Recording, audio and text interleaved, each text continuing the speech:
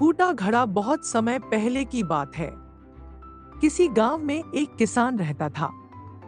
वह रोज भोर में उठकर दूर झरनों से स्वच्छ पानी लेने जाया करता था।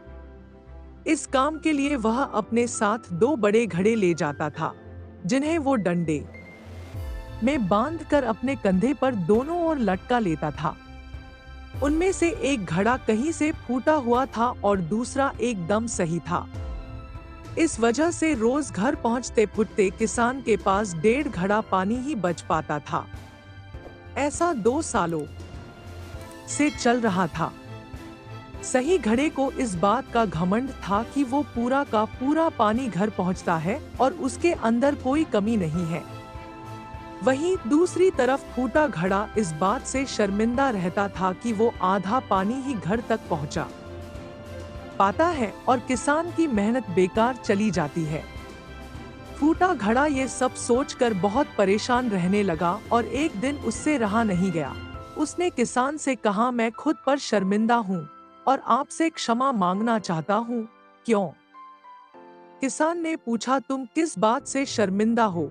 शायद आप नहीं जानते, पर मैं एक जगह से फूटा हुआ हूँ और पिछले 2 सालों से मुझे जितना पानी घर पहुंचाना चाहिए था, बस उसका आधा ही पहुंचा पाया हूं। मेरे अंदर ये बहुत बड़ी कमी है और इस वजह से आपकी मेहनत बर्बाद होती रही है। फूटे घड़े ने दुखी होते हुए कहा।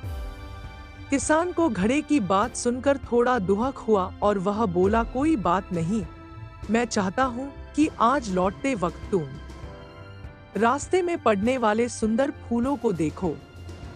घड़े ने वैसा ही किया। वह रास्ते भर सुंदर फूलों को देखता आया।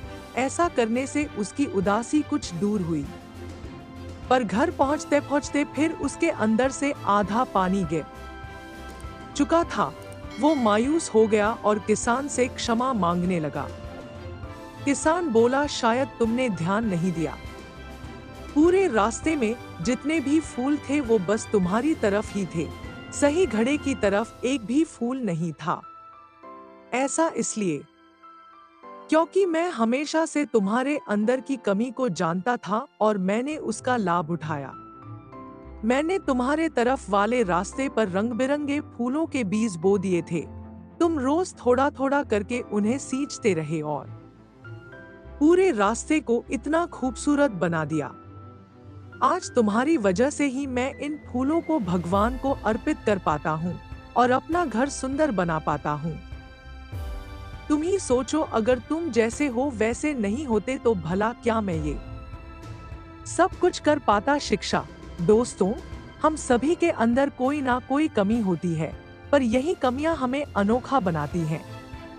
उस किसान की तरह हमें भी हर किसी को वो जैसा है वैसे ही स्वीकारना चाहिए और उसकी अच्छाई की तरफ ध्यान देना चाहिए। और जब हम ऐसा करेंगे तब फूटा घड़ा भी अच्छे घड़े से मूल्यवान हो जाएगा। दोस्तों, आपको ये कहानी कैसी लगी कमेंट में हमें जरूर बताएं। मुझे आशा है कि आपको इस कहानी से बहुत सीख मिली होगी। तो चलिए मिलते हैं अगले वीडियो में, तब तक के लिए जय हिंद।